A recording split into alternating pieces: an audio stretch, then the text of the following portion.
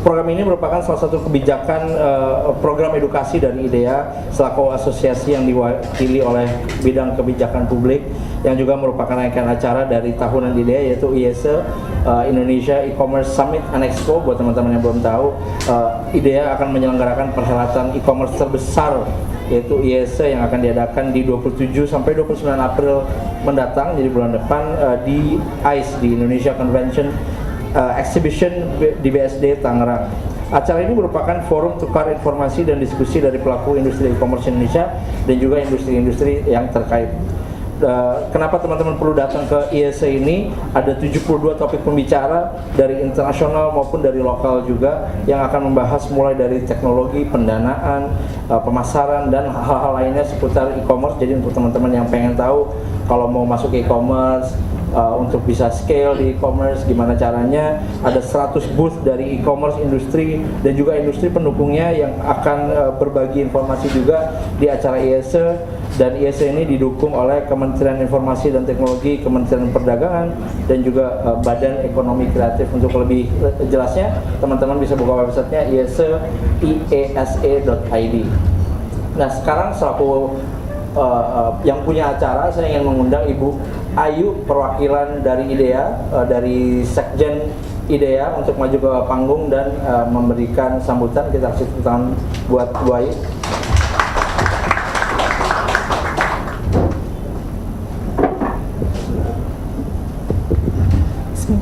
Assalamualaikum warahmatullahi wabarakatuh.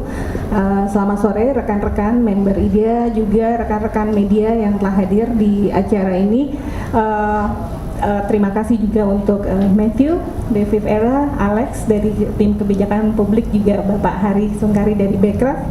Hari ini semoga apa yang akan kita laksanakan bisa memberikan sesuatu yang berguna ya. Banyak sekali insight dan pencerahan pemaparan yang mungkin dibutuhkan bagi rekan-rekan yang terlibat dalam industri e-commerce. Sekali lagi terima kasih. Untuk mempersingkat waktu, kami kembalikan ke Rama. Terima kasih. Terima kasih Bu Ayu. Dan sekarang lagi-lagi untuk mewakili IDEA, kita pengen, karena ini acaranya dari kebijakan publik, kita pengen manggil Mas Alex Chandra dari IDEA. Silahkan maju ke depan, kita kasih tangan buat Mas Alex sewaktu kebijakan publik IDEA. Selamat sore Bapak Ibu sekalian. Pertanyaan pertama, siapa yang di sini yang backgroundnya legal? Nggak ada ya? Oh, ada 1, 2, 3, oke. Yang bakal saya omongin itu bicara tentang regulasi. Jadi nanti di presentasinya bakal dibagi 2, yang existing sama yang akan jadi diregulasi ke depannya. Oke.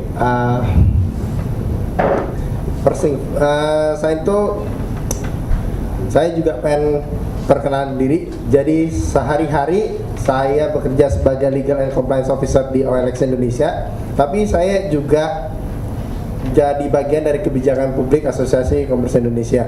Oke, tapi apa sih Asosiasi E-commerce itu? So, Asosiasi E-commerce Indonesia itu adalah satu-satunya di Indonesia, berdiri sejak 2012, didirikan oleh 9 perusahaan. Terus juga ini Bapak Ibu juga bisa lihat visi dan misinya. Terus juga sekarang totalnya itu ada 200 lebih anggota IDEA. Jadi isinya itu nggak cuman perusahaan e-commerce aja, tetapi terdiri juga dari ekosistemnya. So kita punya payment gateway, kita punya shipment, kita punya search engine. Well, basically everything untuk support e-commerce di Indonesia. Terus model bisnis e-commerce, Bapak Ibu mungkin udah tahu, mungkin dia enggak. So saya akan bahas sedikit ini. Salah satu model bisnis e-commerce yang kita umum ketahui adalah marketplace. Pendeknya, marketplace itu adalah hub untuk semuanya. Dia jadi hub untuk penjual dan pembeli, dia jadi hub untuk payment gateway, untuk shipmentnya juga. Oke, jadi dia fasilitasi transaksi uang secara online buat pembeli dan penjualnya bisa sama-sama merasa aman. Kemudian juga ada classified ads. Classified ads ini adalah situs iklan baris. Lebih gampangnya dibilangnya situs iklan baris online. Ekuivalennya kurang lebih mirip-mirip dengan iklan baris yang ada di koran. Kemudian juga ada e-retail, yaitu either dia punya barangnya sendiri atau dia konsinyasi. Terus, oke. Nah, ini untuk angka-angkanya. Oke, Indonesia saat ini kurang lebih punya 240 sampai 250 juta orang-orang yang tinggal di sini. Kebanyakan dari mereka adalah para pemuda-pemudi yang siap membangun bangsa ini. Nah, tapi di antara 250 juta populasinya baru sekitar 39 juta yang menggunakan internet.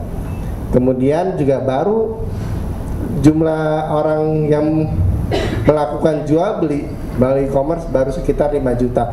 Jadi angkanya masih sangat kecil, 5 juta dibanding 250 juta. Oke lah, kita anggap nggak semuanya mampu melakukan jual beli, sebagian masih bayi atau sebagian udah tua. Tapi kalau kita anggap misalnya 180 juta orang yang potensial untuk melakukan jual beli, 180 juta buat saya sih itu angka yang benar-benar besar.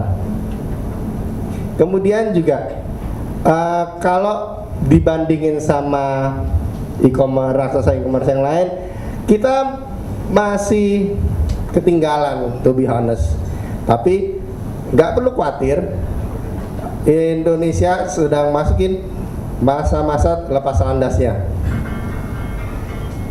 Nah, kita bicara angka lagi. Populasi Indonesia itu sekitar 200-250, pengguna internetnya sekitar 75 sampai 80 juta. Retail salesnya itu sekitar 100 juta US. E-commerce salesnya baru 0,1%. So it's a very small number. Nah, kemungkinan opportunity-nya bisa sampai 5 billion US dollar, which is very big. Nah, dan bicara soal siap atau enggaknya, dengan jumlah populasinya, dengan banyaknya jumlah orang-orang muda di Indonesia, dengan masih kecilnya potensi, masih banyaknya potensi yang bisa di-tap, kita adalah pasar yang paling siap untuk e-commerce. Saya nggak cuma bicara soal Asia Tenggara, tapi bisa jadi untuk Asia, bisa jadi untuk dunia juga. Nah, tapi kita perlu accelerate internet penetration-nya. Penetrasi internet di Indonesia masih cukup rendah, masih sekitar 29% sampai 30%. Makin tinggi internet penetration-nya, ini juga kabar yang baik buat e-commerce Indonesia. Karena orang-orang akan mengakses, orang-orang akan jauh lebih gampang lagi untuk melakukan jual beli melalui e-commerce. Kita juga perlu ningkatin speed internetnya, terus juga kalau bisa kurangin harga internet. Nah, ini adalah yang sedang terjadi saat ini. 2000, 2005, 2010 kita mungkin nggak pernah lakuin jual beli atau bahkan menggunakan jasa e-commerce. So saya mau nanya, siapa yang kesini naik Gojek? Gak ada yang naik Gojek. Siapa yang pakai Gojek? Siapa yang di aplikasinya ada? Bayangin tahun lalu kita nggak kenal sama sekali yang namanya Gojek. Tapi hari ini sebagian mungkin udah ada aplikasi Gojek di HP-nya. Atau gini, siapa yang pernah lakuin jual beli barang bekas di OLX? Nah, 1-2 tahun lalu kita nggak pernah kepikiran jual beli barang bekas online. Kita biasa jual beli barang bekas, ya udah dibuka garage sale, tetangga-tetangga yang mau beli, ya udahlah, oke. Atau siapa yang di sini kerajingan buka Zalora, lagi iseng di kantor, lihat dulu, scroll, wih bajunya bagus, beli. Nah, ini nggak terjadi sebelum dari era 2000 sampai 2010. Saya pribadi bisa bilang dari sejak 2013 sampai hari ini orang-orang udah mulai actively untuk menggunakan e-commerce di Indonesia. Dan ini masih bakal terbang terus, angkanya bakal jauh lebih tinggi lagi. Tapi ada tapi ini, kita perlu regulasi yang mendukung pertumbuhan ini. Potensinya amat besar, tapi kita butuh regulasi yang bisa dukung hal ini. Regulasi yang macam apa? Kita butuh regulasi yang enggak heavy touch, yang benar-benar enteng, yang cukup buat supaya e-commerce-nya, ekosistemnya bisa tumbuh. Tapi nggak cuma itu aja, kita juga sebagai pelaku usaha, kita juga perlu ada batasan tanggung jawab. Jangan sampai para pemuda-pemudi yang pengen bangun startup yang baru jadi ketakutan karena takut mereka dibawa-bawa karena hukum. Misalnya mereka nggak jadi bikin startup karena mungkin takut digugat atau takut dipenjara. Hal-hal yang kayak gini yang perlu kita hindari, karena itu kita benar-benar perlu suatu safe harbor policy untuk para playernya. Jadi mereka bisa grow, bisa innovate, supaya ekosistem di Indonesia, ekosistem e-commerce di Indonesia bisa seperti yang kayak tadi saya tunjukin, potensi yang benar-benar luar biasa. Oke. Ini mungkin agak ngebosenin karena ada tadi tanya cukup dikit yang dari background legal. Oke. Rule of thumb-nya adalah apa yang berlaku di offline, hukum yang berlaku di offline juga berlaku untuk yang di online. Yang secara khusus mengatur terkait perdagangan itu ada Undang-Undang Perlindungan Konsumen, ada peraturan pemerintah tentang standarisasi nasional. Ini bicara soal SNI. Terus juga ada beberapa peraturan Menteri Perdagangan. Terus juga tentang SNI, kewajiban pencantuman label bahasa Indonesia. Terus juga terkait petunjuk penggunaan, kartu jaminan. Terus ya tata cara pengawasan barang dan jasa dan peraturan bidang impor. As a legal person, apabila Bapak Ibu dari startup, saya akan sangat sarankan ke either Bapak Ibu itu di model bisnis apapun, pastikan supaya Bapak Ibu mencantumkan bahwa ada kewajiban yang harus dipenuhi bagi para pemasang iklan berkaitan dengan hal ini. Walaupun mungkin nggak perlu segitu spesifiknya, tapi untuk menghindari adanya gugatan mungkin atau adanya panggilan dari pihak pemerintah, saya sangat sarankan untuk Bapak Ibu untuk cross checking dengan bagian legalnya tentang bagian yang ini. Oke. Terus tapi nggak cuman di situ aja. Ada regulasi yang lain juga intertwines dengan regulasi e-commerce di Indonesia. Kita ada Undang-Undang ITE, kita ada Undang-Undang Perdagangan, kita juga ada peraturan pemerintah terkait penyelenggaraan sistem dan transaksi elektronik.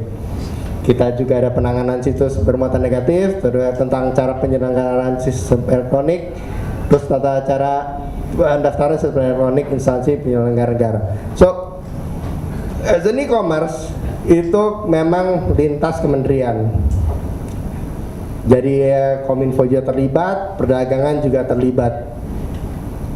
Nah, di samping itu, di samping banyaknya aturan yang tadi saya sebutkan, ada beberapa draft regulation, ada beberapa rancangan peraturan yang mungkin akan sebentar lagi keluar. Salah satunya daftar negatif investasi. Saat ini untuk e-retail 100% tertutup. Tapi ini mungkin bakal berubah. Masa waktunya kita belum tahu kapan, tapi saya bisa kasih jaminan gini. IDEA bersama dengan pemerintah punya maksud yang baik untuk mendukung ekosistem e-commerce di Indonesia. IDEA bersama pemerintah udah sering melakukan pertemuan untuk tentang hal ini. Terus juga yang cukup kritikal adalah peraturan pemerintah terkait e-commerce, atau dalam bahasa hukumnya rancangan peraturan pemerintah mengenai transaksi perdagangan melalui sistem elektronik. Ini juga IDEA bersama dengan Kementerian Perdagangan, kita working very closely supaya RPP-nya bisa light touch, bisa ekosistem bisa bertumbuh dan nggak memberatkan para startup yang baru. Terus berikutnya ada e-commerce roadmap.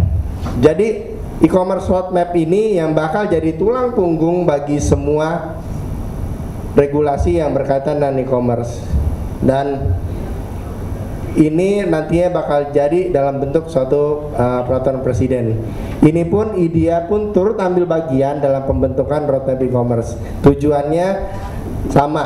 Tujuannya kita sama dengan organ pemerintah yang lain. Kita mau bikin Indonesia itu menjadi rising star buat e-commerce di dunia. Kemudian juga ada juga rancangan peraturan menteri terkait e-commerce. Jadi kita ada akreditasi, terus juga kewajiban untuk ISO 27721, ada soal data privacy, ada internet certificate. Ini pun saya bisa bilang ke Bapak Ibu, IDEA bekerja dengan sangat dekat dengan organ pemerintahan untuk satu tujuan, meningkatkan ekosistem Indonesia supaya kita bisa lepas landas, supaya kita bisa mengalami pertumbuhan yang signifikan. Karena gini, kalau regulasinya bagus, GDP Indonesia bisa bergerak 1-2% dari e-commerce. GDP 1-2% itu is a very large number. Nah, sekian dari saya. Apakah ada pertanyaan dari Bapak Ibu? Saya yang nanya. Oke. Saya yang mau nanya. Mungkin sambil duduk kali ya, biar enak ya, sebentar aja. Tadi kan udah ngomongin dari pemerintah sendiri, so many regulation dan membangun ekosistem melalui regulasi itu luas ya, namanya ekosistem kan luas kan. Kalau sebagai pelaku e-commerce dari sisi OLX, tapi juga dari sisi asosiasi juga, dari sisi those point of views, mana yang menurut lo itu mesti didulukan sekarang? Apakah itu privacy, karena privacy, consumer protection, atau investment misalnya? Dari mana yang if you have to choose, which one yang mesti dimajuin duluan? Dari berapa dulu? Oke. Gini, kalau bicara dengan hubungan dengan pemerintah, dengan IDEA, kita punya satu pandangan yang sama, yaitu kita mau melindungi konsumen. Oke. Bisa dibilang seluruh rancangan peraturan ini adalah bicara tentang perlindungan konsumen. Kenapa perlindungan konsumen? Karena pada saat konsumen dilindungi, konsumen bakal berasa nyaman untuk melakukan transaksi jual beli, dan kalau mereka nyaman, mereka akan terus melakukan penjualan dan pembelian di situs-situs e-commerce tersebut kan. Dan saat mereka nyaman, itu akan jadi flywheel sendiri. Mereka akan ketagihan jual beli online, naik Gojek, beli baju di Zalora, jual beli barang bekas di OLX. Kalau dari sisi pemainnya sendiri gimana? Tadi kan proteksi ke konsumen kan, tapi bukan berarti pemainnya nggak perlu diproteksi. Kalau proteksi dari sisi pebisnis e-commerce sendiri gimana? Oke. Proteksi di bidang buat pelakunya, kita maksud saya IDEA sedang bersama dengan Kementerian Perdagangan, Kementerian Kominfo, Kementerian Kumham, kita lagi mau bikin namanya rancangan peraturan menteri terkait batasan tanggung jawab bagi situs pelantar. Oke, situs pelantar itu apa? Itu basically a platform. Dengan kata gampangnya, it's a safe harbor policy. Jadi IDEA bersama dengan Kementerian Perdagangan, Kementerian Informasi dan Telematika, terus juga Kemenkumham, kita mau bikin safe harbor policy untuk melindungi pelaku usahanya. Jadi pelaku usahanya udah clear nih, batasan tanggung jawabnya sampai mana. Karena selama ini kan memang agak abu-abuan. Pelaku usaha kadang-kadang berusaha ditarik-tarik, misalnya either jadi tersangka atau berusaha diajuin jadi tergugat juga. Itu yang terjadi. Kita mau bikin limitasi tanggung jawabnya. Tetap ada kewajiban bagi pelaku usaha apabila misalnya ada konten ilegal yang masuk ke situs mereka atau misalnya ada pelanggaran haki di situ, tetap ada kewajiban pelaku usahanya. Tapi yang perlu dipertimbangkan adalah kewajiban dari si pelaku usaha itu sendiri sampai di mana. Oke. Thank you. Ada teman-teman mungkin yang mau nanya, silakan tunjuk tangan. Nggak ada, kalau nggak ada kita lanjut ke pembicara selanjutnya, to the next speaker. Now we would love to invite Mr. Matthew Lemerle, Managing Partner of Fifth Era from San Francisco, USA. Please, you have a presentation, correct? I do indeed. I do indeed. So Matthew is an angel investor, a very super angel. I think you're just a little bit above super angel. So Matthew is one of the early angel investors of firms such as eBay and Google, and also the founder of Band of Angel, and one of the most prolific angel in Silicon Valley. And he is also the advisor for Shanghai Board of Investment and part of Keiritsu Group. So you have a deck already? Okay, Yes, I do. Please, the stage is yours. And do you have the controller? Yes, you do.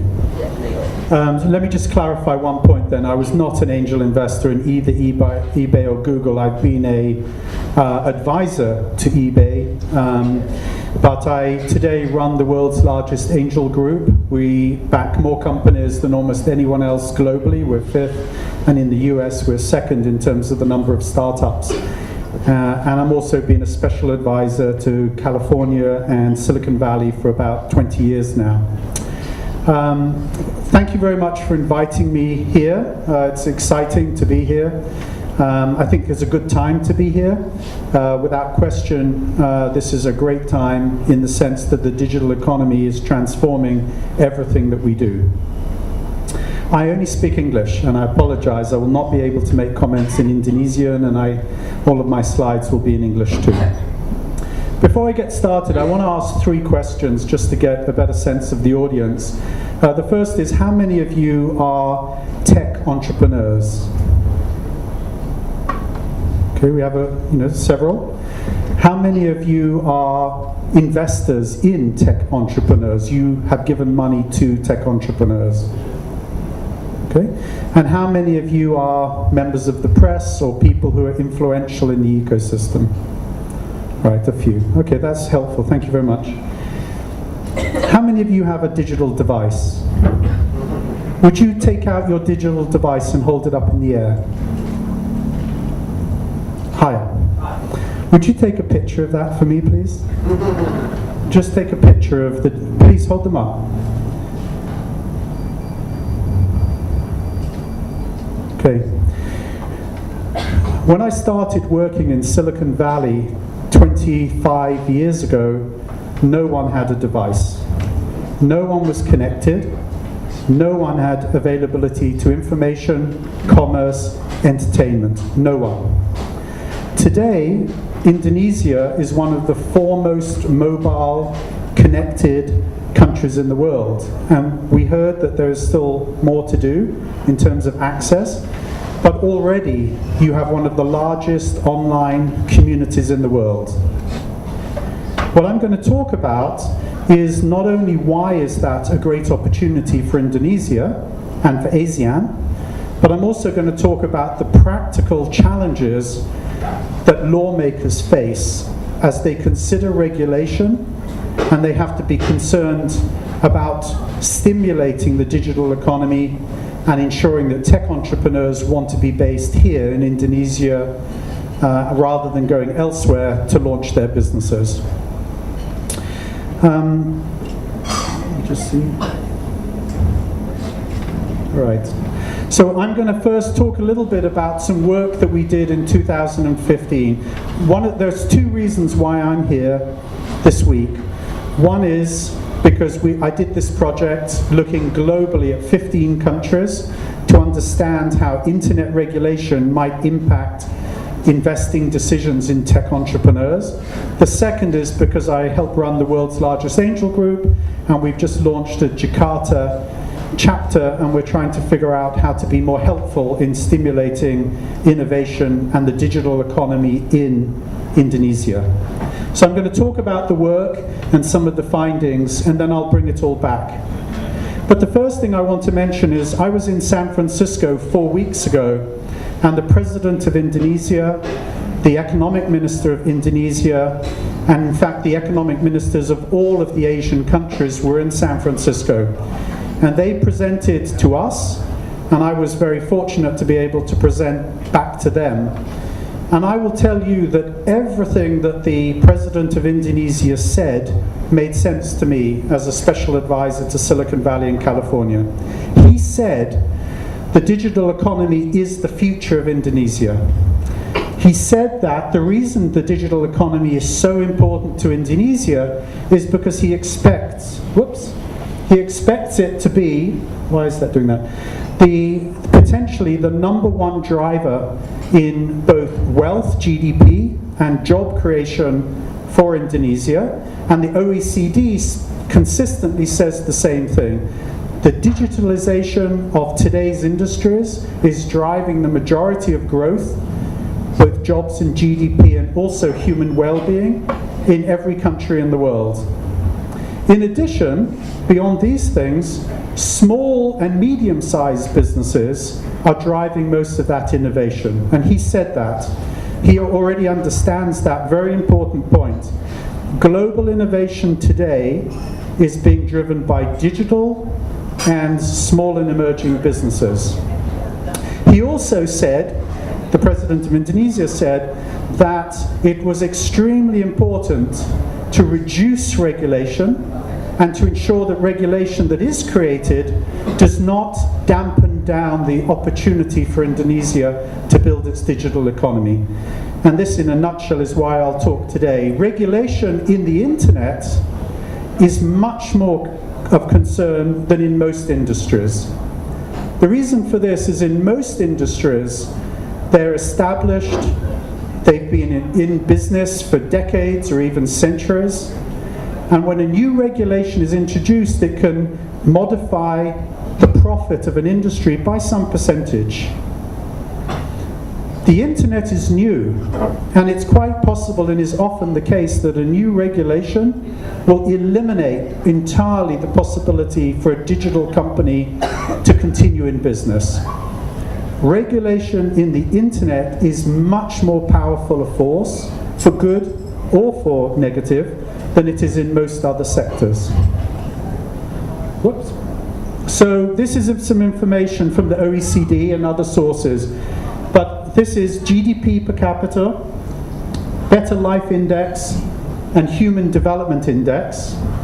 And you can see that in every case where the level of digitization in a country increases, so GDP, well-being, and human development increases too. And this is well understood. The President of Indonesia understands this, but actually so does every other country in the world.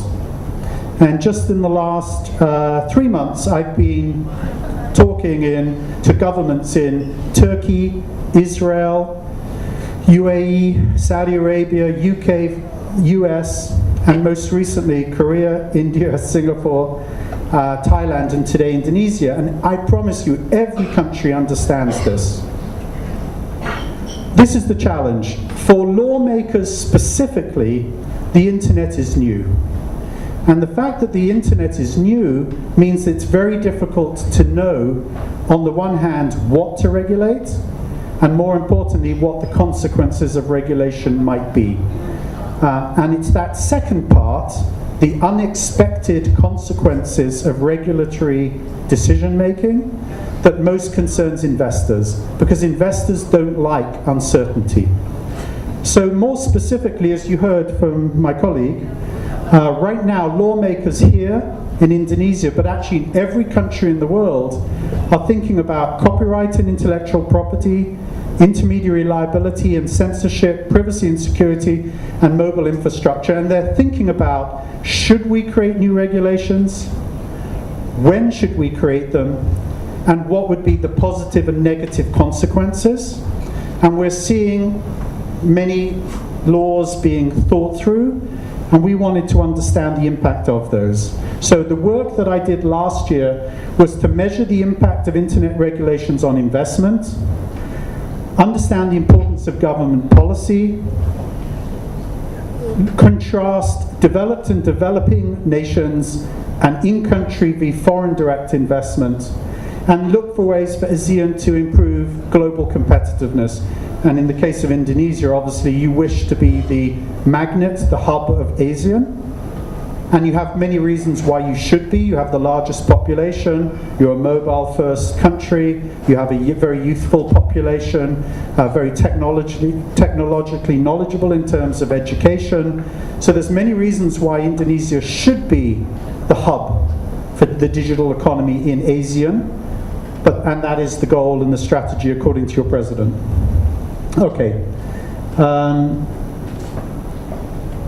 So this is what we did. We conducted research in 15 countries. These are the countries. We spoke to almost 500 internet investors, of which 90 were in ASEAN, 30 were here in Indonesia. And all of them are accredited investors already backing internet companies.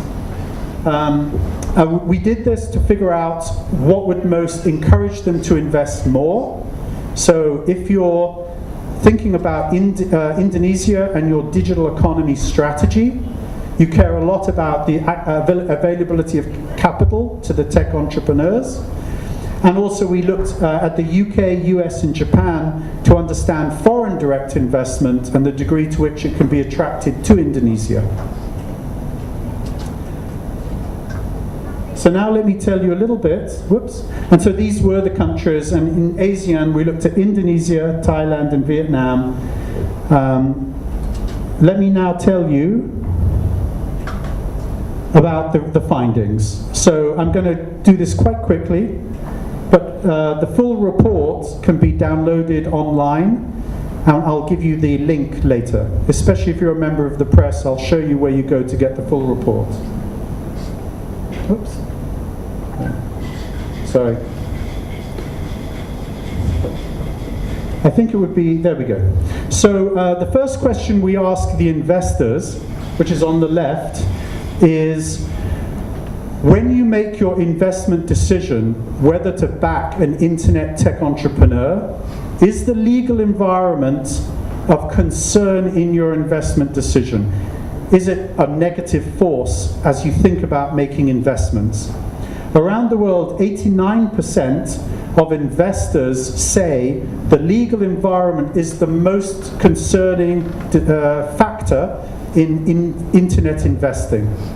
And here in Indonesia, it's 91%. Why is that the case? I've already told you why. Because in internet businesses, regulation can eliminate the possibility for the business to operate. And as an investor, if you invest in a company, you don't want to see that the company is put out of business through regulation.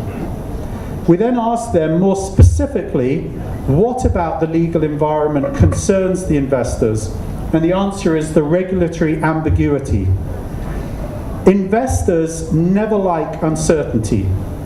All investors care about the return, their return on investment, but they fear uncertainty and risk.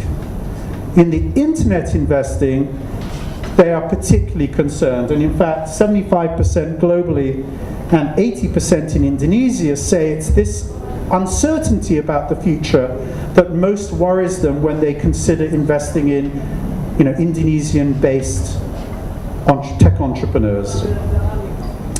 Now, the next few pages are just examples, and I won't go through everything that's on these pages, there's too much. But to give you a better sense, we then asked about 25 areas of potential regulation, not current regulation, but future regulation. And we asked about things that we think different countries and regions are considering implementing over the next 3 to 5 years.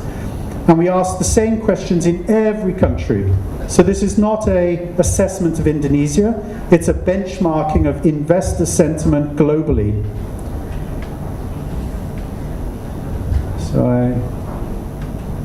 There we go, stay. So these are examples, but if you want to get the full report, you'll see all of the questions. So on the left, we have areas of potential regulation. We asked the investors, if your government said that the amount of damages in the event of liability is uncertain or uncapped, so that the internet entrepreneur and the company might be asked for fees, penalties that would be uncapped. Would that make you as an investor uncomfortable investing?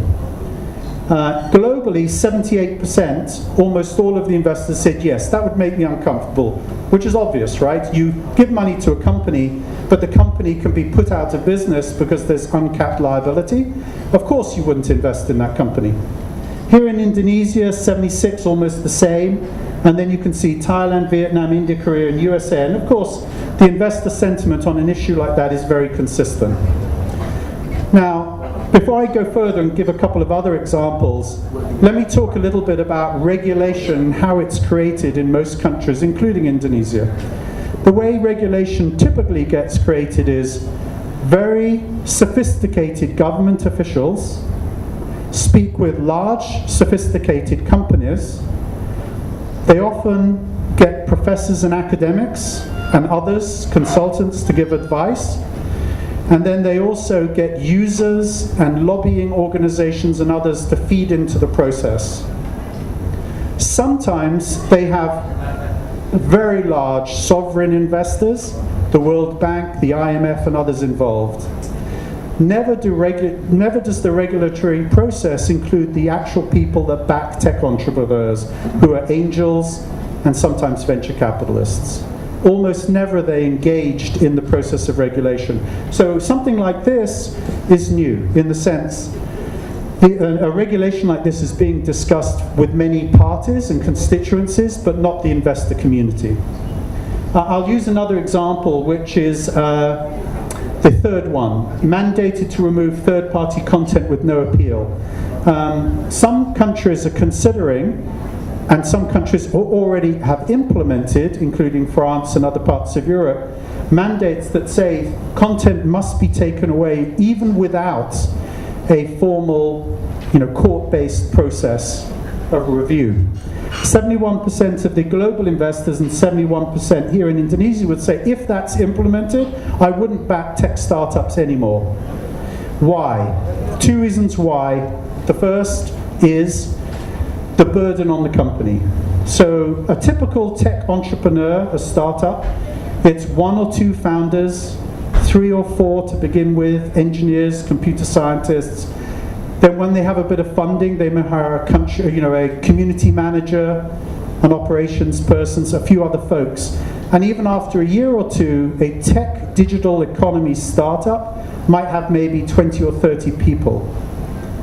If you ask them to take down third-party content with no appeal, they could have millions of requests, or certainly hundreds of thousands of requests to take down content. And because most Indonesian tech startups don't just want to serve Indonesia, they want to serve every country in the world. Those requests come in every language in the world, from every country in the world. How do 30 people cope with that level of complexity and that level of cost? And the reality is they can't.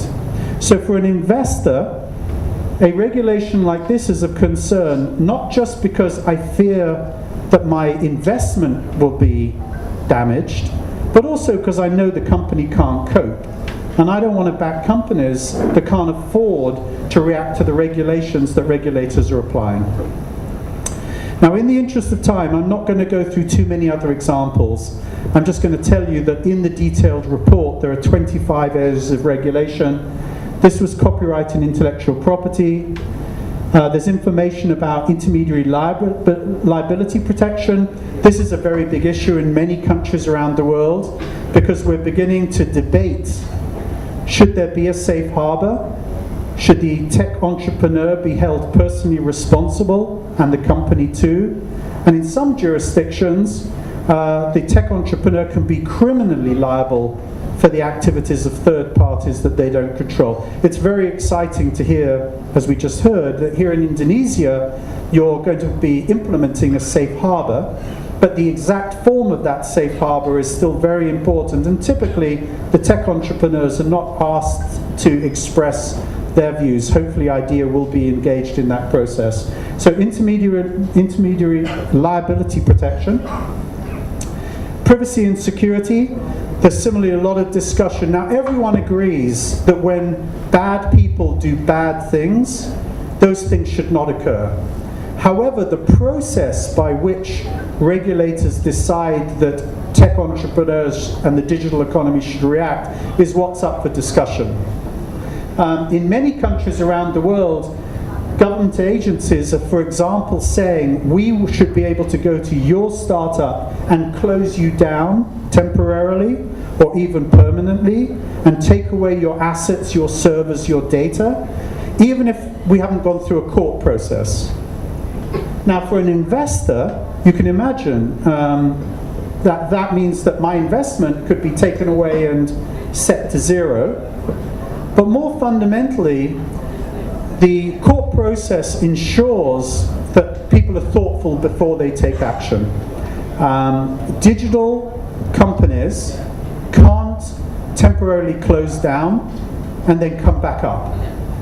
Why? Because the users are international users, global users, and those users, if a site goes dark, will simply switch to another. You know, the expectations, and you all held up your phones. If your phones didn't work for a week, what would you do? 20 years ago, you'd go to another call box, you'd put in some additional coins, and you'd use another phone.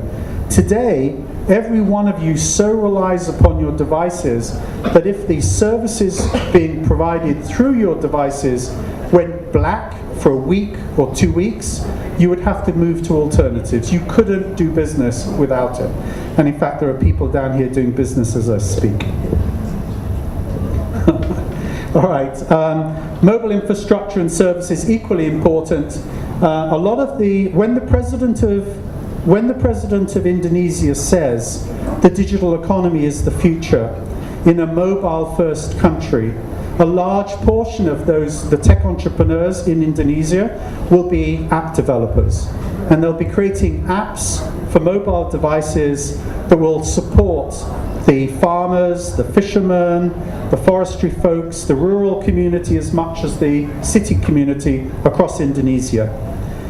To the extent to which the regulations in the mobile app ecosystem are reduced, investors say they would invest a lot more in Indonesia into tech startups.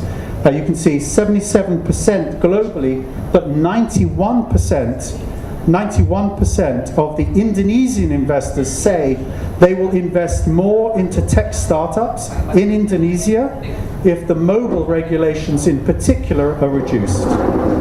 These are just examples. And then the last thing, this is the last page I'm going to share with you today.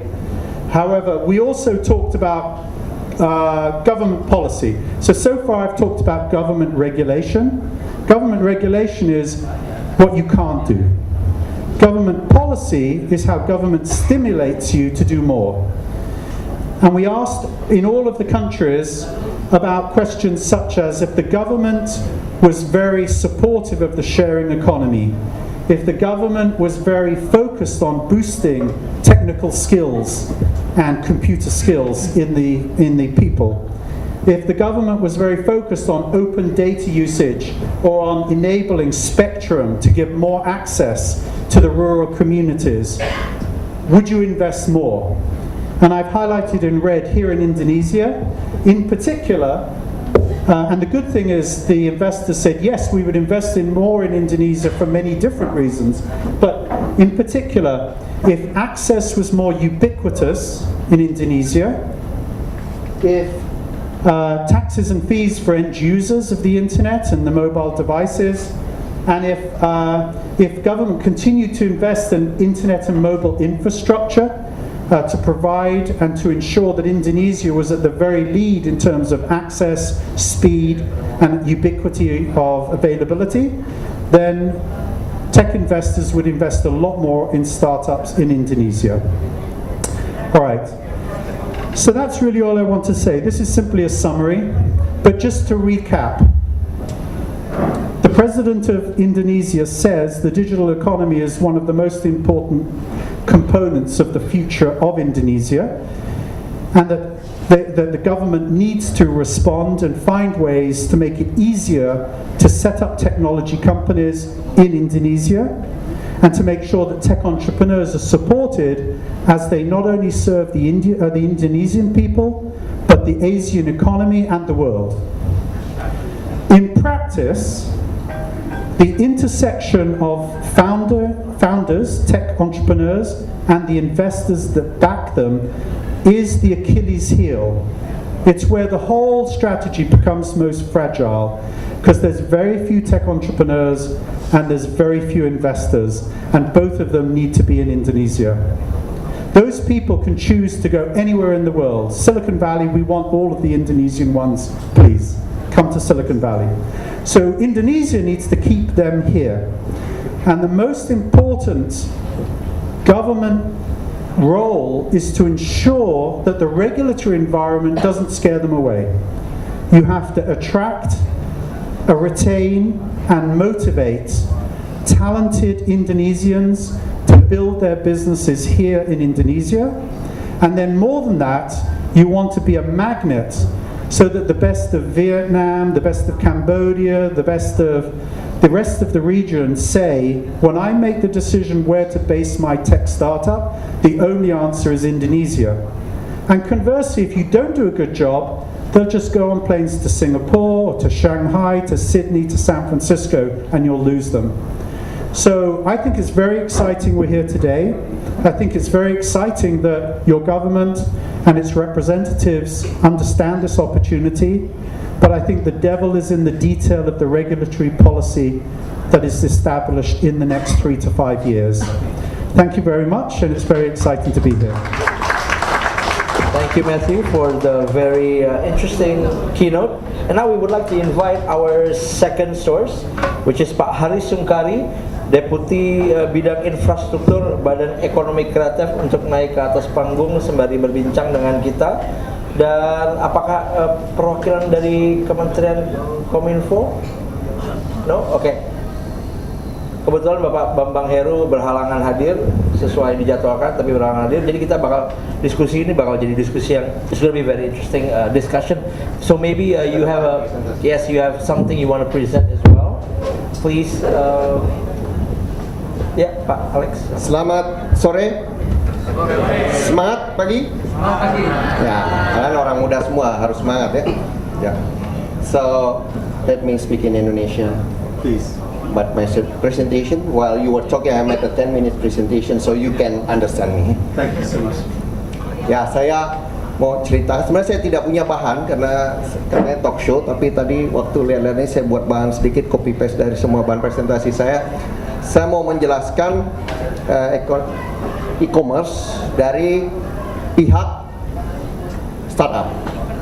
Jadi saya mewakili pemerintah yang akan membantu membuat regulasi yang friendly untuk para startup di bidang e-commerce dan juga investors untuk yang membiayai e-commerce.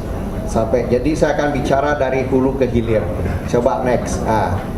Mungkin belum ada yang kalau belum ada yang tahu mengenai Badan Ekonomi Kreatif, ini adalah lembaga pemerintah setingkat menteri ya, yang baru dibentuk tahun 2015, merupakan pecahan dari Kementerian Pariwisata dan Ekonomi Kreatif.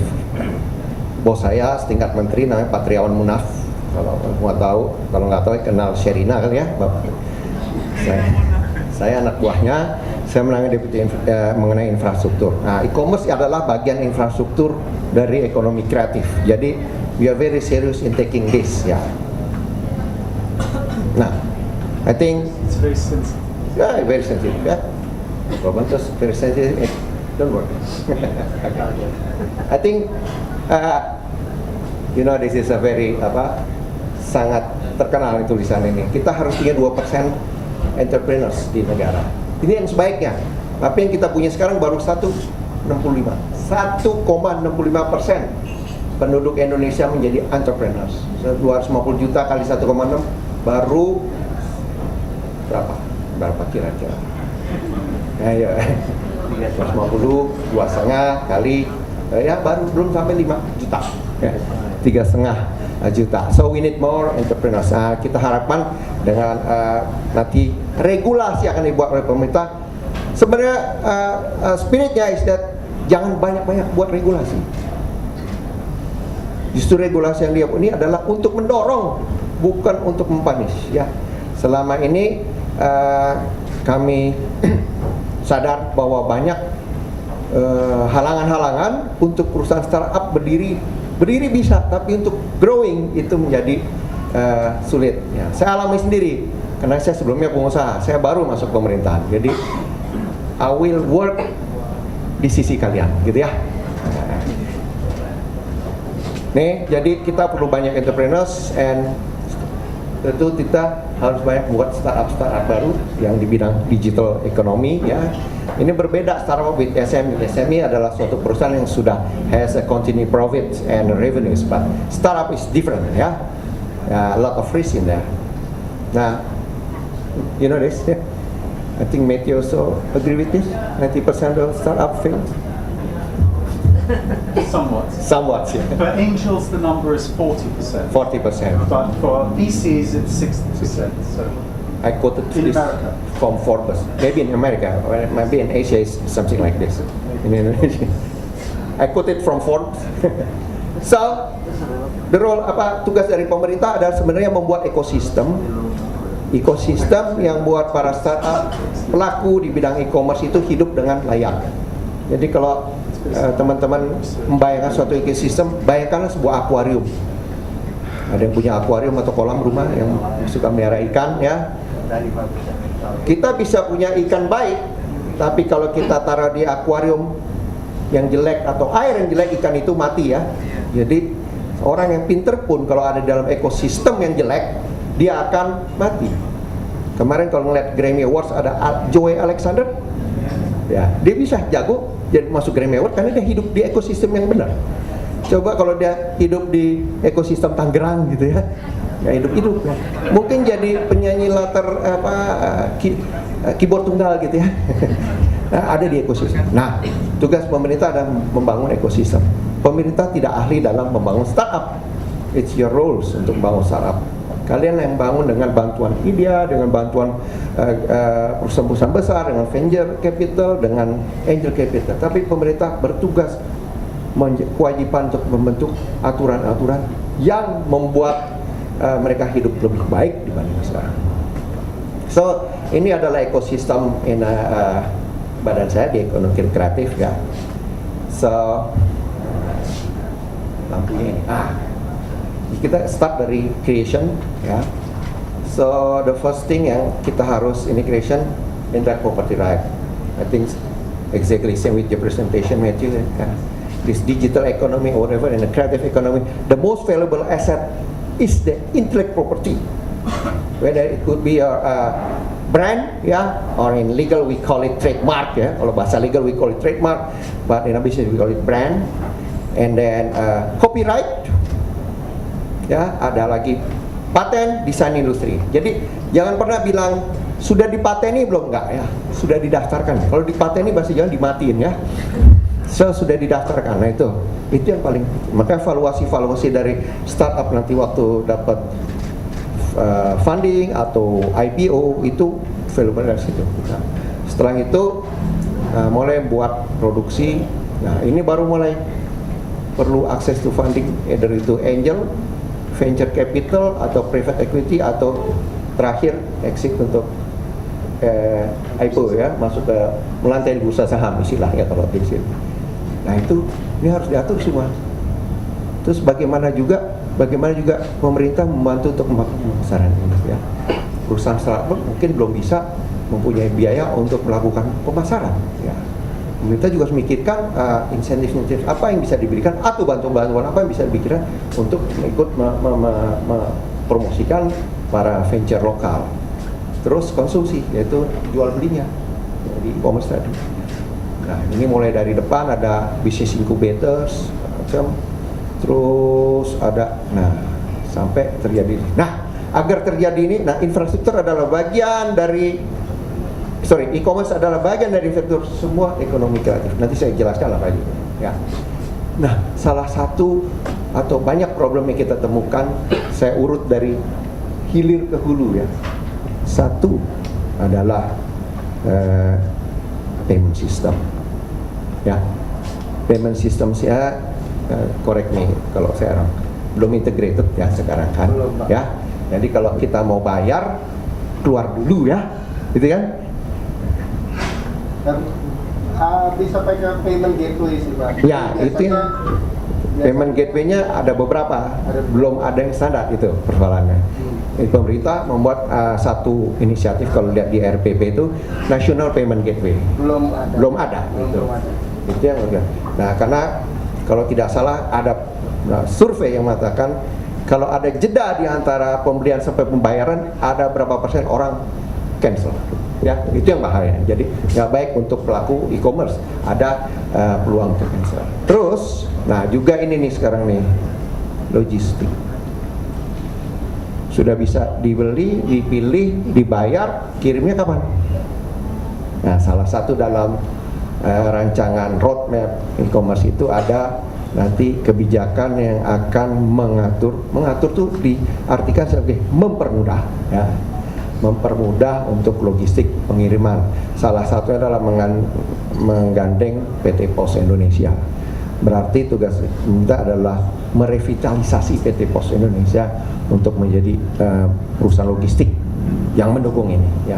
Karena dia ada cabang-cabangnya sampai di desa-desa seluruh Indonesia, itu kan yang membedakan nanti dengan perusahaan logistik yang lain. Nah, syaratnya harus connect dengan e-commerce. Begitu Anda pilih address yang mana, deliver to mana, connect to dengan pos. Nah, itu kita bicara dari hilir ya.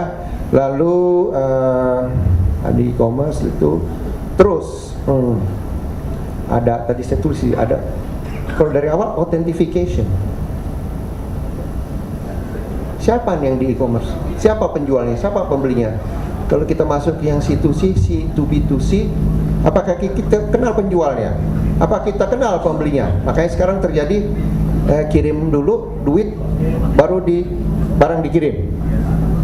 Nah, dulu kan begitu. Tapi apa setelah kirim duit barang tidak? Ya, saya pernah ngalami, udah kirim duit barang nggak ada gitu. Tapi nanti nggak boleh gitu ya. Itu jadi authentication, security tadi salah satu yang kita. Jadi siapapun nanti bertransaksi di ini diketahui siapa identifikasinya. Lalu nah ini menjadi penting. Jadi terus tadi logistik udah. Nah, bagaimana dengan pelaku yang membangun e-commerce startup? Harus ada insentif-insentif yang diberikan kemudahan kepada dia. Salah satunya, ini juga masih dalam roadmap ya, belum kejadian. Di dalam roadmap itu ada siapa nanti yang tanggung jawabnya. Nah, mulai yang pertama itu 2016 September sampai 2017. Itu salah satunya adalah kemudahan dalam membuat perusahaan startup. Sekarang ini coba bayangkan membuat perusahaan, terutama berbentuk PT. Kalian harus buat di notaris buat lagi, dan dia akan bawa ke Kementerian Hukum dan HAM untuk dapat SK Menkumham, lalu ke Seknek untuk dapat lembaran negara. Ya, mungkin ujung-ujung habis 15-20 juta gitu kan. Kalau lihat dia mungkin lebih murah. Ya, 15-20 juta kan. Nah, tapi CV lebih murah. Mungkin sekarang yang lagi ini kan nanti supaya buat PT tidak dengan modal minimum 50 juta. Sekarang modal minimum 50 juta kan PT ya. Nanti kalau bisa ada yang untuk lebih. Seperti halnya di Silicon Valley ada tipe yang namanya corporation bisa. Yang lebih penting lagi adalah insentif pajak. Ya, tax holiday atau tax difference bisa dibayar nanti. Tapi ini pun sebenarnya sudah ada suatu kebijakan yang mulai berlaku tahun 2014 kalau tidak salah, bahwa untuk perusahaan dengan sales sampai 4,8 miliar dikenakan pajak final 1%. Masih berlaku ya? Nah, itu kan memudahkan untuk startup tidak menghitung-hitung. Kalau penjualan saya 100 juta berarti pajaknya gampang 1 juta. Nah, kalau teman-teman tahu PPh 25 badan, itu jelimet hitungnya 25% dari net before tax. Tapi untuk sampai net before tax berantem dulu sama aparatur pajak, ya. Karena nggak semua cost itu bisa diakui oleh pajak. Nah, saya tiap tahun ke pengadilan pajak, urusannya itu terus, ya. Tapi saya menang terus. Nah itu nanti kemudahan-kemudahan. Terus bisa dia menjadi non PKP, tidak pendapatan pengusaha tidak kena pajak, jadi nggak perlu barang diserahkan tidak perlu kena PPN seperti itu. Nah itu untuk startupnya. Untuk investornya juga sedang kita desain untuk pajaknya itu ada insentif pajak, jadi juga bisa defer ya, penundaan pajak, dan juga nanti capital gain-nya diatur lagi. Sekarang capital gain itu dianggap sebagai penghasilan yang kena 25%, nanti diatur. Nah itulah ekosistem yang harus kita buat dari awal, mulai kreasi, produksi, sampai konsumsi. Nah mudah-mudahan ini kalau di dalam roadmap itu semua berakhir di sebagian besar di 2017, sebagian besar. Yang paling dekat ada yang 2016 ya, seperti pembuatan perusahaan itu kayak 2016. Tapi kalau yang fundingnya, funding terutama ada venture capital, ada lagi yang namanya crowdsourcing ya, crowdfunding itu juga mungkin baru 2017 karena panjang kita bekerja sama dengan otoritas jasa keuangan. Tapi itu suatu hal yang keniscayaan kita tidak bisa menghindar karena sudah banyak ya, dan beberapa sudah bertanya kepada Indonesia bagaimana kalau kami mau nyalurkan crowdfunding. Nah ini contoh-contoh saya. Nah, ini 16 subsektor. The creative economy has 16 subsektor, Matthew. But any subsector will sell their goods over e-commerce. So, either apakah e-commerce itu bagian dari ini, tapi yang lainnya semua ini jualnya lewat e-commerce ya. Beli musik, gimana sekarang kalian beli musik? iTunes ya. Saya nggak mau dengar ada yang download ilegal. Urusannya sama saya. iTunes ya. Nanti publishing book, e-book. Mau beli yang lain, fotografi juga ada yang digital. Ya. Terus kerajinan, banyak ya, kita lihat. Di Pinterest juga banyak tuh macam-macam kalau misalnya. Jual OLX juga bisa, Pak. Siap. Baik Pak. Hostnya dia jadi harus baik-baik. Kulineri, makanan, makanan bisa kan? Film, animasi, Netflix baru ditahan sebentar. Fashion, I think salah satu e-commerce, banyak yang beli di e-commerce. Fashion salah satu yang besar ya. Fashion is one of the largest actually. That's right. Electronic as well. Electronic as well. Makanya apapun yang the subsector in the ekonomi kreatif akan bisa dijual lewat e-commerce ya. So we are serious about e-commerce karena semuanya bisa dijual situ. Nah, mana ini kontribusi, dan tadi kalau OLX dia punya kontribusi dari e-commerce ya. This is the total economic creative gross domestic product of Indonesia. Mostly nanti akan lewat ke e-commerce ya. Apalagi kalau nanti yang beli adalah anak-anak muda, semua lewat e-commerce ya.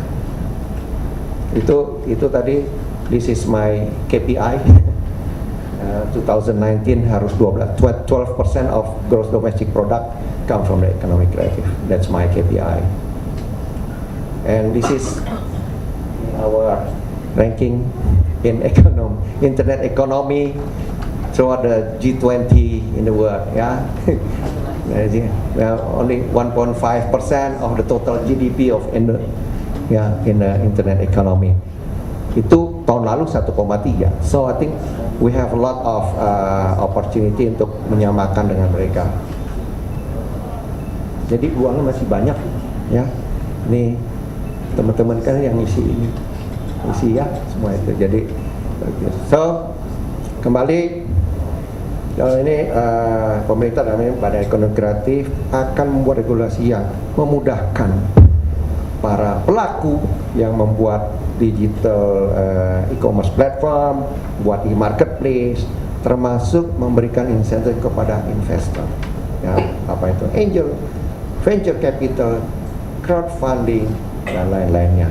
Agar ekosistem yang saya bilang akuarium itu dapat berjalan dengan lancar, dan juga kita mudah-mudahan untuk membayar pajak dan penghematan ya. Mudah-mudahan kalau kita kerjasama semua ini kita bisa menjadi salah satu negara yang mempunyai peranan signifikan di digital economy. Terima kasih. Assalamualaikum warahmatullahi wabarakatuh. Terima kasih Pak Hari. Kita ada waktu 10 menit untuk Q&A, jadi buat teman-teman yang mau nanya ke 3 panelis kita di depan langsung tunjuk tangan aja. Yes, Mas, boleh minta mikrofonnya? Silakan. Nama dari mana dan pertanyaan. Terima kasih. Nama saya Fernando dari IBC Indonesia Business Connection. Saya mau nanya kepada Pak Ali ya. Pak Hari, mengenai crowdfunding. Saya sendiri mau bikin crowdfunding platform, tapi kendala saya di OJK. Ya karena saya nyari-nyari gimana caranya. Di Indonesia ini regulasinya belum jelas. Saya berpikir kalau di Singapura kan sudah ada. Kalau di semua udah bisa, untuk proyek-proyek saya akan cari, tapi buatnya di Singapura ini kan sayang sekali itu. Itu aja pertanyaan yang saya tahu. Jawab langsung. Silakan Pak. Ya, kita sedang kerjasama ketat dengan OJK karena dia adalah satu-satu instansi di Indonesia ini mengatur itu. Kita nggak bisa buat aturan sendiri. Tapi begini, saya dan teman-teman harus sedang kerja keras untuk meyakinkan mereka, ya. Mereka umumnya dulu orang bank. Ini kan alternatif funding di luar bank, nggak ada kolateral, ya. Nggak 5C itu know your customer, nggak ngikutin lah ya. Nah itu sangat berat. Dan sekarang mulai ada pandangan untuk melakukan ini. Karena crowdfunding itu kan nanti semacam penggalangan dana publik gitu ya. Dana publik kan sekarang ada bisa lewat koperasi. Nanti crowdfunding lagi debat nih, bentuknya koperasi atau bisa yang lain. Karena menggalang ini. Dan satu lagi, kalau bicara dengan orang perbankan tuh selalu mereka ada risk management. Selalu nanya duitnya dari mana crowdfunding kan? Ditakutkan money laundering dan lain sebagainya. Kita harus reduksi risiko-risiko itu. Tapi ya doakan aja kami bisa dengan segera, karena kalau kita tidak membuat ekosistem yang bentuk crowdfunding, mereka akan lari keluar negeri dan para startup itu dapat duitnya dari luar negeri. Ekonomi kita nggak baik. Tadi akuarium itu kering nanti ya. Masih Pak. Selain dari produk-produk yang radikal, you know, like crowdfunding is quite radical, right? Even in crowdfunding is quite radical. Di luar negeri pun there's not a lot of countries that kind of facilitates crowdfunding in terms of regulation. Where do you see the government is more than just a role, but actively supporting things like crowdfunding, and then maybe later on you can pile. Yes. One thing that we should make not just regulate but also quote unquote like education ya. Nah mungkin begini Pak, kita harus bawa paradigma bahwa mungkin ini sebagai suatu seperti bentuk ini pendapat saya pribadi ya, zakat gitu ya. Kayak zakat gitu, karena nanti isinya people like you mungkin taruh $1.000, saya $200, tapi itu mungkin bagian cuma 2,5% dari ini. Nah itu yang harus kita educate juga, so nanti banyak orang akan ikut ke dalam. Kan tujuan crowdfunding adalah yang ikut banyak tapi kecil-kecil gitu kan. Dan mungkin ini kalau you taruh di crowdfunding jangan nanya kembalinya kapan, itu pendapat pribadi saya. Tapi kalau udah kayak gitu itu kan banyak sekali. Kan beberapa yang taruh crowdfunding kalau saya baca dia ngasih ada games baru, dia ngasih $50 because I like the games, but he never asked when the return will be, something like that. Yeah, but I like the game, I like what you do. Okay, I will share $100. I never ask when the return is. I don't care maybe. Yeah, yeah, that kind of paradigm, yeah, that we should educate also. Yeah, this is like your social responsibility, something like that. Mati, you wanna add something? I actually do, because I have spent a lot of time both as an investor and also as an interested observer of the changes to our US regulatory environment. When we say crowdfunding, within that there's very different things. There's obviously cause-based crowdfunding, philanthropy, charity. Kiva. And then we have product crowdfunding. I like your book, your game, I want to help you. Exactly, Kickstarter, Indiegogo. Then we have peer-to-peer lending, where it is a financial, but it's more debt-based lending. And then we have equity crowdfunding. 75 years ago, America created all of the regulations around general solicitation, accredited investor, unitary banking, Glass-Steagall, which separated commercial banks and investment banks. And we introduced all those regulations because before 1929, the Wall Street crash, people were doing bad people were doing bad things with investors.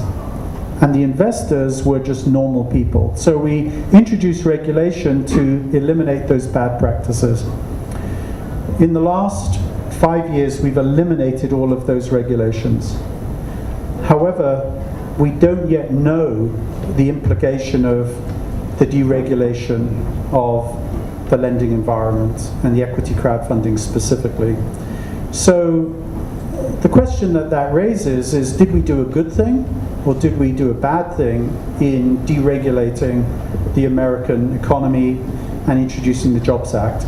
I'm a big believer in using technology to support the investment process, but I think we may have opened Pandora's box, and I think we won't know the implications of what we've done from a regulatory perspective for another 3 to 5 years.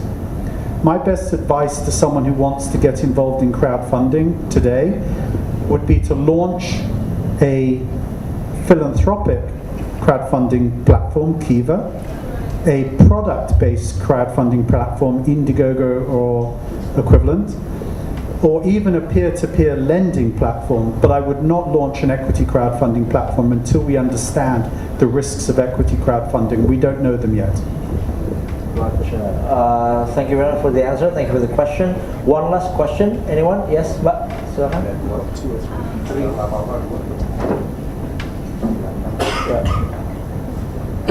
Halo, saya Chani dari Asia Group Advisors. Ini pertanyaannya buat Pak Hari dan Pak Alex. Jadi sekarang ini kan kebanyakan kita kalau belanja online either cash on delivery atau bank transfer kan, and it's very costly kan. Ini kan sangat kurang efisien kalau dibandingkan misalnya credit card atau debit card kan. Nah, terus tadi Bapak juga menyebutkan tentang National Payment Gateway. Saya pengen tahu lebih lanjut lagi, ini mungkin yang ngurusin kan harusnya Bank Indonesia ya, tapi mungkin untuk pandangan dari Bekraf sendiri, National Payment Gateway yang ideal tuh kayak gimana sih? Terus untuk misalnya sebagai bisnis doer OLX dan IDEA sendiri, sebenarnya yang ideal tuh kayak gimana sih peraturannya untuk pembayaran ini? Terima kasih. Alex OLX. No,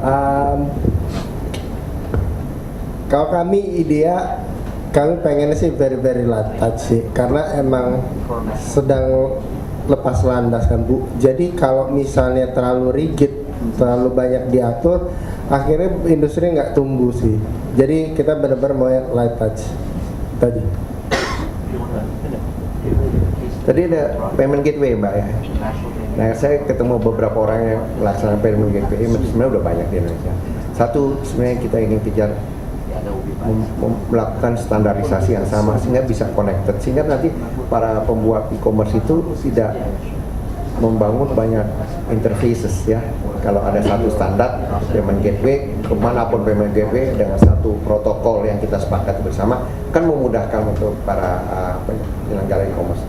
Tadi pertanyaan pertama apa Mbak? Ini yang kedua, payment gateway. Udah, itu. Nah, itu. Yang ideal itu kayak gimana? Yang ideal. Nah, ideal kayak apa itu? Kita regulasi ini tidak membuat orang harus buat yang suatu yang ideal. Yang ideal menurut kami adalah protokol yang sama sehingga bisa connect semuanya. Nggak bisa terus pemerintah harus seperti ini barang, enggak. Harus protokol yang sama sehingga payment gateway yang sudah dibentuk itu juga tidak mati, kita nggak boleh mematikan yang sudah jalan. Tadi seperti Alex bilang, jalan-jalan aja. Tapi kita bantu untuk membuat standarisasi protokolnya, bahasanya sama, sehingga nanti yang buat e-commerce nggak bingung, nanti saya connect ke payment gateway, nggak masuk ke yang satu. Kalau zaman dulu ada namanya EDI ya, waktu kalian belum lahir, Electronic Data Interchange, itu juga diatur protokolnya, tapi nggak bikin software-nya, pemerintah tidak pernah buat. Ya, yang sekarang jalan aja. So what I would say is, and I am a fintech investor. My wife and I have backed various companies, including Zoom, the money transfer business that was recently sold to PayPal, and I've been an advisor to PayPal for many years. This is what I would say: the global payment system is essentially an anachronism because it was developed at the early stage of the computer revolution. So, 30 and 40 years ago, banks were very quick to embrace mainframe, computer-based systems. And unfortunately, they're still encumbered with those.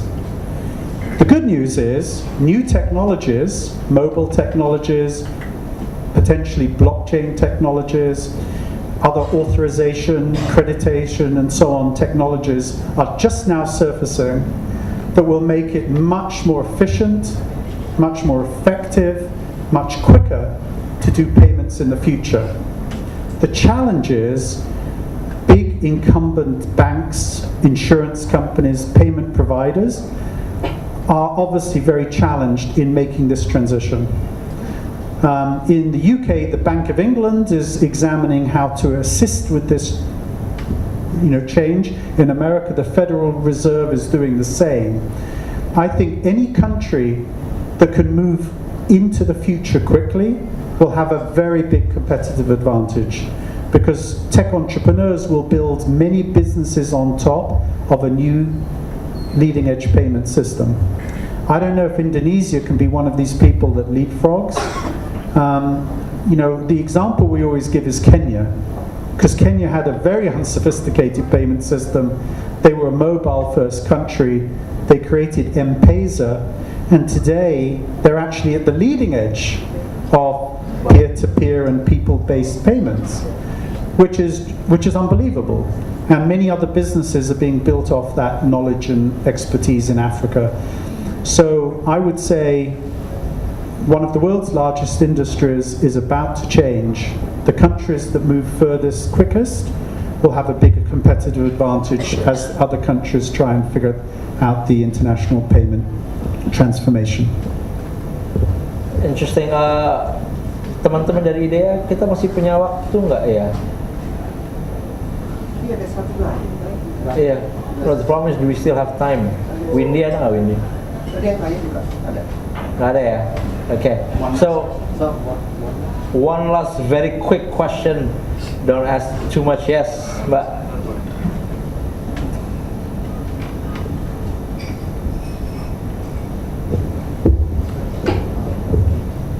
This is for Matthew. Hi, I'm Rusty with the Wall Street Journal. So you were talking about how majority of the investors, Indonesian investors and overseas investors, they are uncomfortable. They will be uncomfortable if a company is subjected to, if a technology company is subjected to regulation that will require them to set up a permanent establishment in another country. And Indonesian government next month, they plan to launch a regulation that will require all foreign internet companies to actually set up a permanent establishment here, whether to set up a permanent company or to set up a joint venture with local companies, or basically working together with local companies. What do you think about that? And do you expect that tech companies, foreign internet companies who already here, who have foreign representative office here, do you think they will flee the country, or this will reduce the foreign direct investment in Indonesia? Because we know that the government already has like several negative regulations, including the negative investment list, which recently was revised. But that is only for online marketplace who has assets north to 100 million rupiah. So small medium businesses will not get it's not included in the regulation. Yeah. It's a long question. Sorry. So, the portion of this digital economy I understand best are the small and emerging companies. This is the portion of the economy that the President of Indonesia says is the most important portion of the future growth of this country. What I can tell you for sure is any regulation that requires a small company to interact with 190 countries is certain to chill and dampen innovation. If you're a video game company, and Mr. Hari had video games at the top of his list, that is actually the largest portion of the global content-based businesses from a monetary perspective in the world today, the creative industries.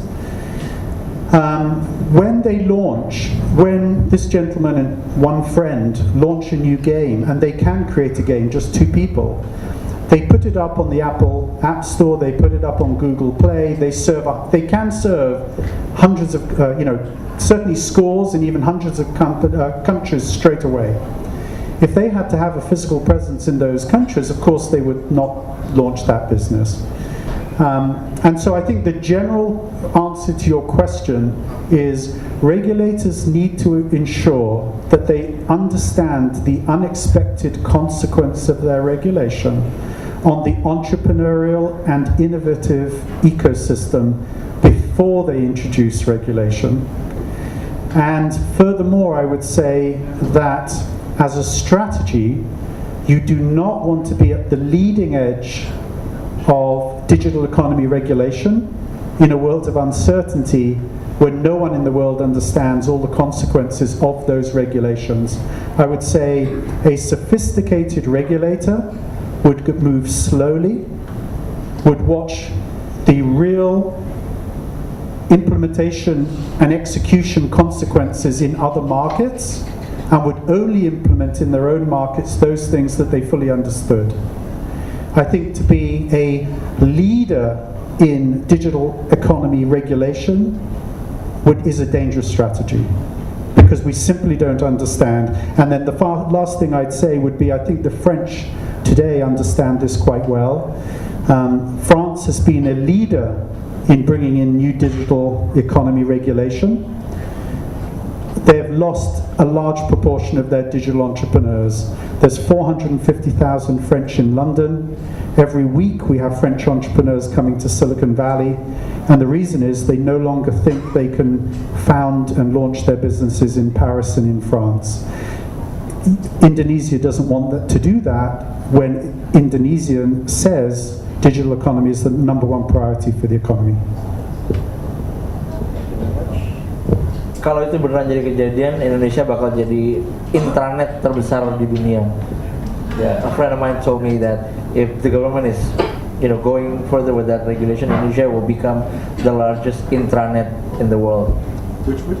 Intranet in the world. It's closed loop Indonesia, because no one can access Facebook because Facebook doesn't have a rep, cannot access Google because it doesn't have a rep. It's a backward thinking. So I think that those voices, which must be Indonesian voices in Indonesia, need to be a part of the regulatory process. And this is what I said earlier on. In every country in the world, the regulators are simply not speaking to their own tech entrepreneurs and their own tech investors. And you cannot understand the consequences of your actions if you don't speak to your own digital economy leaders, and they're not typically a part of this process. And I think that's a fascinating story. But by the way, in Silicon Valley, we are beneficiaries of all of the mistakes of other countries, because the majority of our innovators come from China and India, Russia and France, and the UK too. It would be a shame if we received all of the Indonesians too. Thank you, kita kasih tepuk tangan untuk ketiga panel kita. Thank you very much. And now we will do door prize. Ada 2 tiket untuk IESE Summit untuk teman-teman yang udah hadir. Buat teman-teman yang pengen tahu soal IESE, ini kita coba lihat ada videonya dulu. Oops.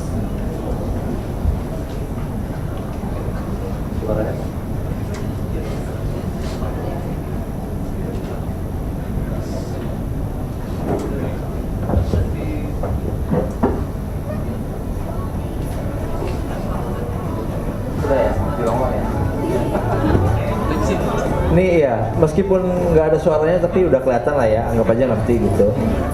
Intinya buka iese.id itu dia dari websitenya. Ini bakal diulang-ulang terus. Kita bakal mengundi buat teman-teman yang udah naruh kartu nama di situ. Kita akan ambil 2. Ada yang belum naruh, silakan taruh sekarang. Ada yang mau taruh kartu nama, boleh silakan. Kita akan membagikan 2 tiket untuk IESE Summit. Teman-teman bisa akses 72 topik seputar e-commerce dan industri pendukungnya selama 3 hari. Dan untuk teman-teman yang mau beli nanti kalau misalnya nggak dapat door prize-nya, teman-teman bisa beli sama teman-teman IDEA nanti atau di iese.id ada special diskon 10%. Siapa yang ngambil?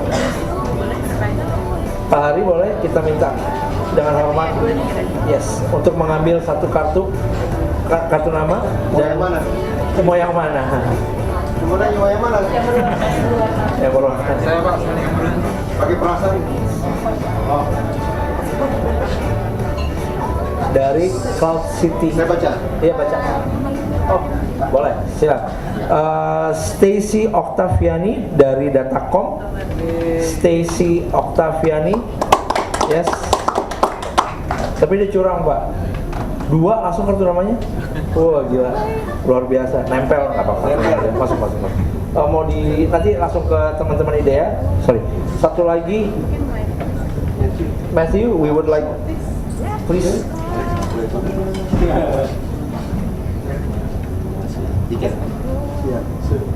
Oh, there you go. Pujo Sinduaji dari Wirecard. Yes, thank you very much. Terima kasih, selamat. Nanti kalau langsung selesai aja langsung kontak teman-teman IDEA untuk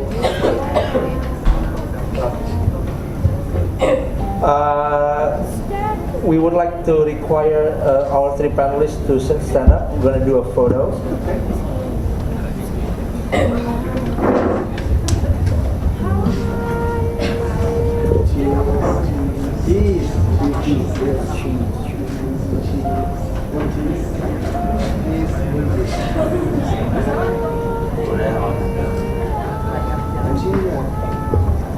Buat teman-teman yang tadi mungkin belum hadir, aku menjelaskan dikit soal IESE. Jadi ada IDEA, Asosiasi E-commerce Indonesia, akan menyelenggarakan perhelatan e-commerce terbesar Indonesia E-commerce Summit and Expo yang akan diadakan tanggal 27-29 April di Indonesia Convention Exhibition, BSD Tangerang.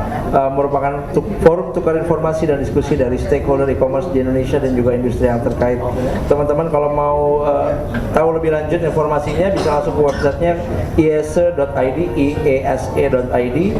Dan sekian acara hari ini, mewakili Daily Social dan juga teman-teman dari IDEA mengucapkan terima kasih untuk teman-teman yang sudah datang dan sampai ketemu di acara IDEA selanjutnya. Terima kasih.